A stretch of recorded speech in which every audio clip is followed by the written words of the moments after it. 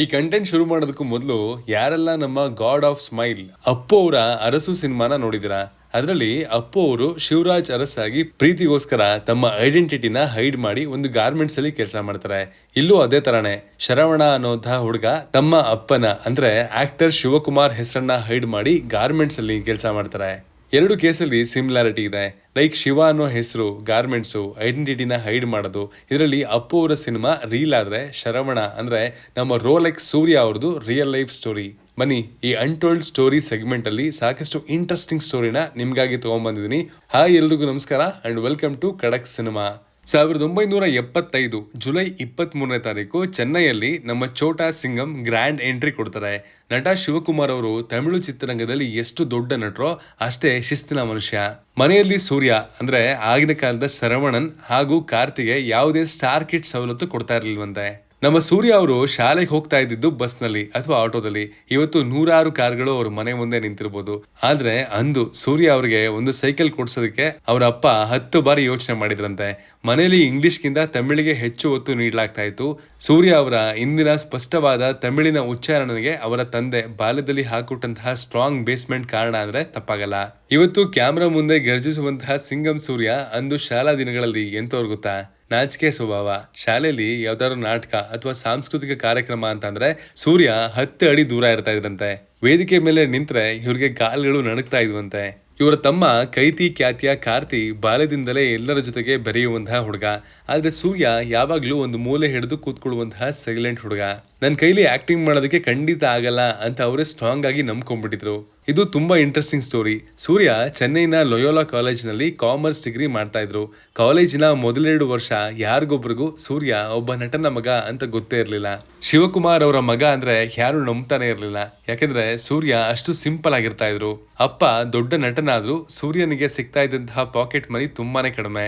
ಸ್ನೇಹಿತರ ಜೊತೆಗೆ ಸಿನಿಮಾ ನೋಡೋದಕ್ಕೆ ಹೋಗ್ಬೇಕಾದ್ರು ಇವರು 10 ಬಾರಿ ಲೆಕ್ಕ ಹಾಕ್ತಾ ಇದ್ರು. ಫೈನಲ್ ಇಯರ್ ನಲ್ಲಿ ಸೂರ್ಯ ಅವರ ಅಪ್ಪ ಒಮ್ಮೆ ಕಾಲೇಜಿಗೆ ಬಂದಾಗ ಇಡೀ ಕಾಲೇಜೇ ಶಾಕ್ ಆಗಿತ್ತು. ಲೇ ಶರವಣ, ನೀನು ಶಿವಕುಮಾರ್ ಅವರ ಮಗನ ಅಂತ ಸ್ನೇಹಿತರು ಇವ್ರನ್ನ ತಪ್ಕೊಂಡಿದ್ರಂತೆ. ಸೂರ್ಯ ಓದಿನಲ್ಲಿ ಅಷ್ಟೇನು ಬ್ರಿಲಿಯಂಟ್ ಆಗಿರಲಿಲ್ಲ. ಎಷ್ಟೋ ಸಲ ಪರೀಕ್ಷೆಯಲ್ಲಿ ಫೇಲ್ ಆಗುವಂತಹ ಭೀತಿ ಇವರನ್ನು ಕಾಡ್ತಾ ಇತ್ತು. ಆದ್ರೆ ಅವ್ರಿಗೆ ಕ್ರಿಕೆಟ್ ಅಂದ್ರೆ ವಿಪರೀತ ಹುಚ್ಚು. ಕಾಲೇಜ್ ಮುಗಿಸಿ ಸಂಜೆ ಆದ್ರೆ ಸಾಕು ಚೆನ್ನೈನ ಬೀದಿಗಳಲ್ಲಿ ಇವರು ಕ್ರಿಕೆಟ್ ಆಡ್ತಾ ಸಮಯವನ್ನ ಕಳೀತಾ ಇದ್ರು. ಸೂರ್ಯ ಅವರ ಜೀವನದ ಈ 19ರಿಂದ 21 ವರ್ಷದ ಕಾಲಘಟ್ಟ ಇದೆಯಲ್ಲ, ಇದು ನಿಜಕ್ಕೂ ಒಬ್ಬ ಸಾಮಾನ್ಯ ಯುವಕನ ಪರಿವರ್ತನೆಯ ಕಾಲ. ಸ್ಟಾರ್ ಕಿಡ್ ಆಗಿದ್ರು ಬೆವರು ಸುರಿಸಿ ದುಡಿದ ಆ ದಿನಗಳ ಕೆಲವು ಇಂಟ್ರೆಸ್ಟಿಂಗ್ ಕಥೆಗಳು ಇಲ್ಲಿದೆ. ಸೂರ್ಯ ಅವರು ಕಾಲೇಜ್ ಮುಗಿಸಿದ ತಕ್ಷಣ ಸಿನಿಮಾಗೆ ಬರ್ಬೋದಿತ್ತು. ಆದ್ರೆ ಅವರು ಆರಿಸ್ಕೊಂಡಿದ್ದು ಒಂದು ಗಾರ್ಮೆಂಟ್ಸ್ ಫ್ಯಾಕ್ಟರಿ ಕೆಲಸ. ಇದರ ಹಿಂದೆ ಒಂದು ಬಲವಾದ ಕಾರಣ ಇತ್ತು. ಆ ಸಮಯದಲ್ಲಿ ಅವರ ತಂದೆ ಶಿವಕುಮಾರ್ ಅವರು ಕೆಲವು ಸಾಲದ ಸುಳಿಯಲ್ಲಿದ್ರು. ಮನೆಯ ಪರಿಸ್ಥಿತಿಯನ್ನ ಅರಿತ ಸೂರ್ಯ ಅಪ್ಪನ ಮೇಲೆ ಹೊರೆ ಆಗ್ಬಾರ್ದು ಅಂತ ನಿರ್ಧಾರ ಮಾಡ್ತಾರೆ. ಹಾಗೇನೆ ಚೆನ್ನೈನ ಒಂದು ಗಾರ್ಮೆಂಟ್ಸ್ ರಫ್ತು ಸಂಸ್ಥೆಯಲ್ಲಿ ಕೆಲಸಕ್ಕೆ ಸೇರ್ಕೊಳ್ತಾರೆ. ಅಲ್ಲಿ ಅವರ ಹೆಸರು ಕೇವಲ Saravanan, not son of actor Shivakumar. ಇವತ್ತು ಕೋಟಿಗಳಲ್ಲಿ ಸಂಭಾವನೆ ಪಡೆಯುವಂತಹ ಸೂರ್ಯ ಅಂದು ತಿಂಗಳಿಗೆ ಪಡಿತಾ ಇದ್ದಿದ್ದು ಕೇವಲ 1200 ರೂಪಾಯಿ ಅಂದ್ರೆ ನಂಬ್ತೀರಾ? ಆ ಗಾರ್ಮೆಂಟ್ಸ್ ಅಲ್ಲಿ ಅವರು ಕೇವಲ ಆಫೀಸ್ ಕೆಲಸ ಮಾಡ್ತಾ ಇರಲಿಲ್ಲ. ಬಟ್ಟೆಗಳನ್ನ ಹೊರದು ಪ್ಯಾಕ್ ಮಾಡೋದು ಮತ್ತು ಕ್ವಾಲಿಟಿ ಚೆಕ್ ಮಾಡೋದು ಎಲ್ಲ ಕೆಲಸವನ್ನ ಮಾಡ್ತಾ ಇದ್ರು. ಮನೆಯಿಂದ ತರ್ತಾ ಇದ್ದಂತಹ ಸಣ್ಣ ಊಟದ ಡಬ್ಬಿಯನ್ನ ಅಲ್ಲಿನ ಇತರೆ ಕಾರ್ಮಿಕರ ಜೊತೆ ಕುಳಿತು ತಿಂತಾ ಇದ್ರು. ಎಷ್ಟೋ ಬಾರಿ ಕೆಲಸದ ಒತ್ತಡಕ್ಕೆ ರಾತ್ರಿ 11 ಗಂಟೆವರೆಗೂ ಫ್ಯಾಕ್ಟ್ರಿಲೇ ಇರ್ತಾ ಇದ್ರು.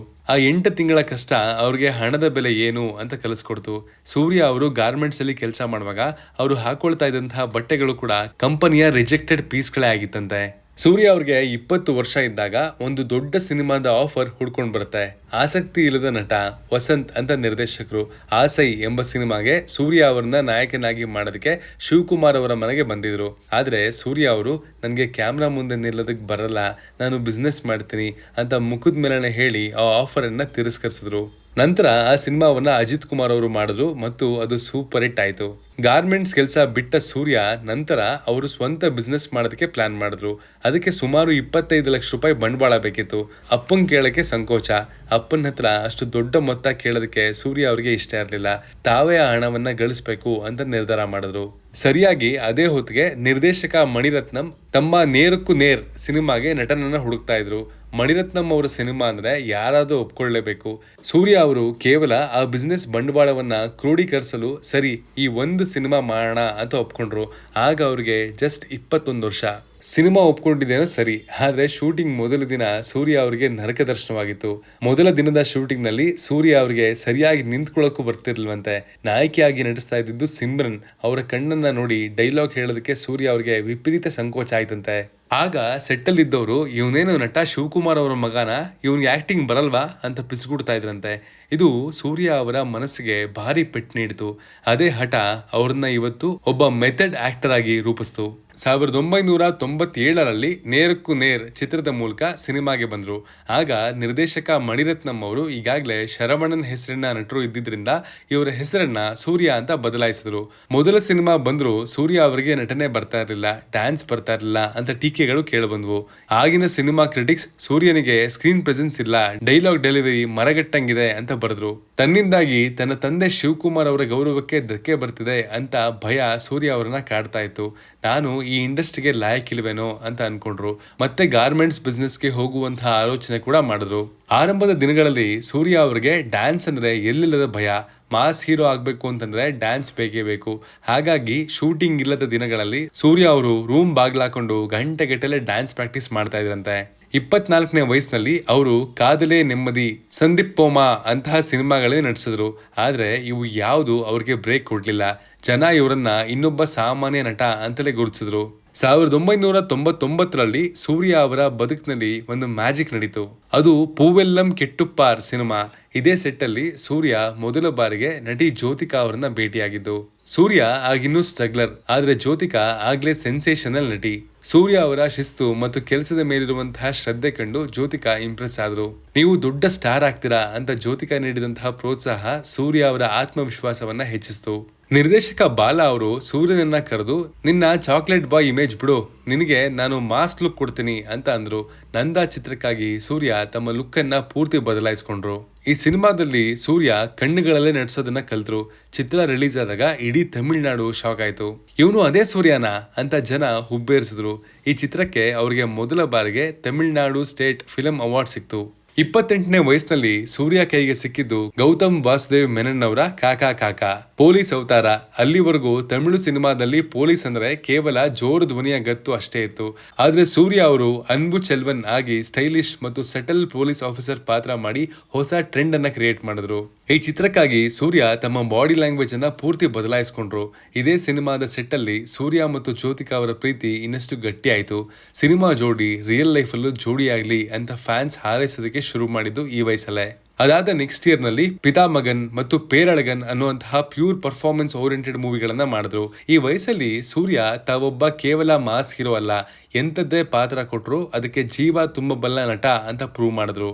ವಿಕ್ರಮ್ ಜೊತೆಗೆ ಫೇಸ್ ಆಫ್. ಪಿತಾಮಗನ್ ಚಿತ್ರದಲ್ಲಿ ವಿಕ್ರಮ್ ಅಂತಹ ಘಟಾನುಘಟಿ ನಟನ ಎದುರು ಶಕ್ತಿ ಅನ್ನುವಂತಹ ಲೋಕಲ್ ಕ್ಯಾರೆಕ್ಟರ್ ಮಾಡಿ ಸೂರ್ಯ ಎಲ್ಲರ ಗಮನವನ್ನ ಸೆಳೆದ್ರು.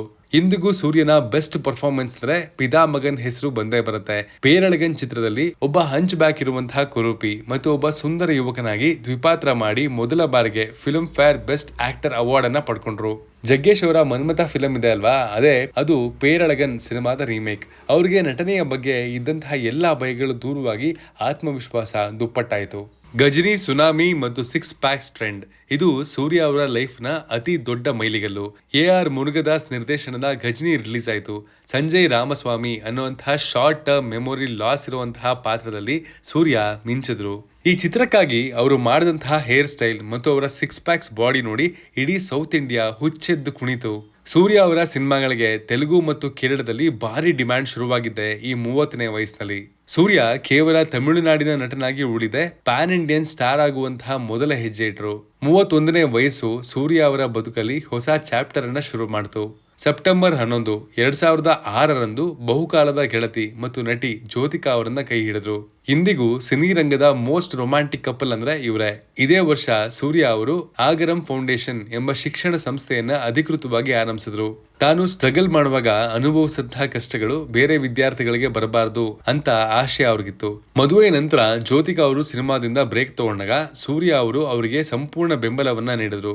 ನಂತರ ಅವರು ಮತ್ತೆ ಬಣ್ಣ ಹಚ್ಚುವಂತೆ ಪ್ರೇರೇಪಿಸಿದ್ದು ಕೂಡ ಸೂರ್ಯ ಅವರೇ. 35ನೇ ವಯಸ್ಸಿನಲ್ಲಿ ಹರಿ ನಿರ್ದೇಶನದ ಸಿಂಗಂ ಸಿನಿಮಾ ರಿಲೀಸ್ ಆಯ್ತು.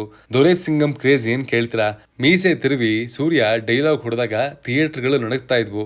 ಈ ಸಿನಿಮಾ ಸೌತ್ ಇಂಡಿಯಾದಲ್ಲಿ ಎಷ್ಟು ದೊಡ್ಡ ಹಿಟ್ ಆಯ್ತು ಅಂದ್ರೆ ಹಿಂದಿಯಲ್ಲಿ ಅಜಯ್ ದೇವ್ಗನ್ ಇದನ್ನ ರೀಮೇಕ್ ಮಾಡ್ಬೇಕಾಯ್ತು. ಸೂರ್ಯ ಒಬ್ಬ ಮಾಸ್ ಕಮರ್ಷಿಯಲ್ ಪೀಕ್ ಅನ್ನ ತಲುಪಿದ್ದು ಇಲ್ಲೇ 2011ರಿಂದ 15 ಅವಧಿಯಲ್ಲಿ. ಸೂರ್ಯ ಅವರು ಒಂದೇ ತರದ ಸಿನಿಮಾ ಮಾಡೋದಕ್ಕೆ ಇಷ್ಟಪಡ್ತಾ ಇರಲಿಲ್ಲ. ಏನಾದ್ರೂ ಹೊಸದನ್ನ ಮಾಡಬೇಕು ಅಂತ ರಿಸ್ಕ್ ತಗೊಂಡ್ರು. ಏರಾ ಮರೆಯುವಲ್ಲಿ ಬೋಧಿ ಧರ್ಮನಾಗಿ, ಮಾಟ್ರನ್ನಲ್ಲಿ ಅಂಟಿಕೊಂಡಿರುವಂತಹ ಅವಳಿ ಸಹೋದರರಾಗಿ ಕಾಣಿಸ್ಕೊಂಡ್ರು. 40ರ ಹೊಸ್ತಿಲನ್ನ ತುಳಿದಾಗ 24 ಸಿನಿಮಾ ಸೂರ್ಯ ಅವರ ನಟನಾ ಚಾತುರ್ಯತೆಯನ್ನ ತೋರಿಸ್ತು. ಇದರಲ್ಲಿ ಅತಿ ಎನಿಸುವಂತಹ ಕ್ರೂರ ವಿಲನ್ ಆಶಯನಾಗಿ ಸೂರ್ಯ ಅಕ್ಷರಶಃ ಜೀವಿಸಿದ್ರು. ಇದೇ ಟೈಮಲ್ಲಿ ನಿರ್ಮಾಪಕರಾಗಿ ಎಂಟ್ರಿ ಕೊಟ್ಟಿದ್ರು.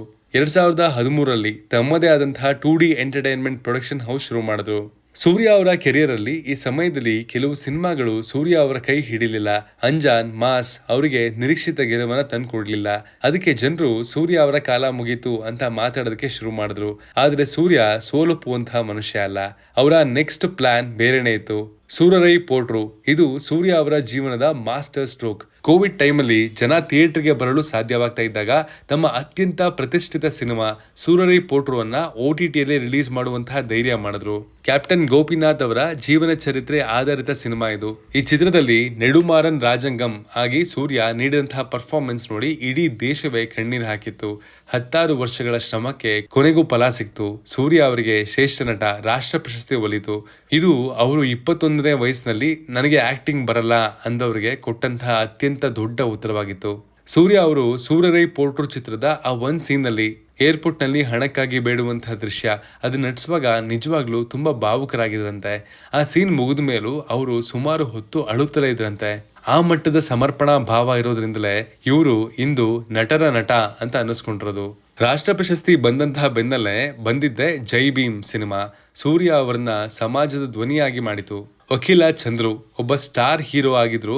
ಯಾವುದೇ ಮಾಸ್ ಮಸಾಲೆ ಇಲ್ಲದೆ ಕೇವಲ ಕಥೆಯ ಪ್ರಾಮುಖ್ಯತೆ ಕೊಟ್ಟು ಈ ಸಿನಿಮಾ ಮಾಡಿದ್ರು. ಆಸ್ಕರ್ ವರ್ಗೂ ಸದ್ ಮಾಡಿದಂತಹ ಈ ಸಿನಿಮಾ ಸೂರ್ಯ ಅವರ ವ್ಯಕ್ತಿತ್ವ ಎಂತದ್ದು ಅಂತ ಜನರಿಗೆ ತೋರಿಸ್ತು. ಇಡೀ ಜಗತ್ತು ಸೂರ್ಯನನ್ನ ಒಬ್ಬ ಸಂಸ್ಕಾರಿ ಸಮಾಜ ಸೇವಕ ಅಂತ ನೋಡ್ತಾ ಇತ್ತು. ಲೋಕೇಶ್ ಕನಗರಾಜ್ ಬಂದು ಅವರಲ್ಲಿದ್ದಂತಹ ವಿಲನ್ ಅನ್ನ ಹೊರಗಿಳಿದ್ರು. ಆ 5 ನಿಮಿಷದ ಎಂಟ್ರಿ ಸಾಕಿತ್ತು. ಇಡೀ ಥಿಯೇಟರ್ ನಲ್ಲಿರುವಂತಹ ಜನ ಬೆವ್ದು ಹೋದ್ರು. ಆ ರೋಲೆಕ್ಸ್ ಕ್ಯಾರೆಕ್ಟರ್ ಮಾಡೋದಕ್ಕೆ ಸೂರ್ಯ ತಗೊಂಡಿದ್ದು ಕೇವಲ 2 ದಿನ. ಆದ್ರೆ ಆ 2 ದಿನದ ಶೂಟಿಂಗ್ ಮುಗಿದ್ಮೇಲೆ ಸೂರ್ಯ ಅವರಿಗೆ ಭಯ ಶುರುವಾಯ್ತಂತೆ. ನನ್ನ ಕಣ್ಣಲ್ಲೇ ಇಷ್ಟೊಂದು ಕ್ರೌರ್ಯ ಇದೆಯಾ ಅಂತ ಅವರು ಆಶ್ಚರ್ಯ ಪಟ್ರಂತೆ. ಇಷ್ಟೊಂದು ಪಾಸಿಟಿವ್ ಮೂಮೆಂಟ್ ಇದ್ರು ಇವರ ಲೈಫಲ್ಲಿ ಕೆಲವೊಂದು ಮೂವಿ ಸೋಲಿನ ಮುಖ ಮಾಡಿಸ್ತು. ಅದರಲ್ಲಿ 2005ರಲ್ಲಿ ಬಂದಂತಹ ಮಾಯಾವಿ, 2014ರಲ್ಲಿ ಅಂಜಾನ್, 2019ರಲ್ಲಿ NGK, 2024ರಲ್ಲಿ ಕಂಗುವಾ. ಇನ್ನು ಮುಂದಿನ ಸಿನಿಮಾಗಳು ಅಂದ್ರೆ Karuppu, Vishwanath and sons, a romantic drama directed by Venky Atluri. Lokesh ಅವರ ರೋಲೆಕ್ಸ್ ಕೂಡ ಈ ಸಾಲಲ್ಲಿದೆ. ಅವರ ಈ ಎಲ್ಲಾ ಮೂವಿಗೂ ಆಲ್ ದ ಬೆಸ್ಟ್ ಹೇಳೋಣ. ಕೊನೆಯದಾಗಿ ಒಂದು ಮಾತು, life is A cinema. Leave it, ignore it or scroll on if it is not that interesting. ಮುಂದಿನ ಕಂಟೆಂಟ್ ಅಲ್ಲಿ ಮತ್ತೆ ಸಿಗೋಣ. Love you all. Signing off, Manu.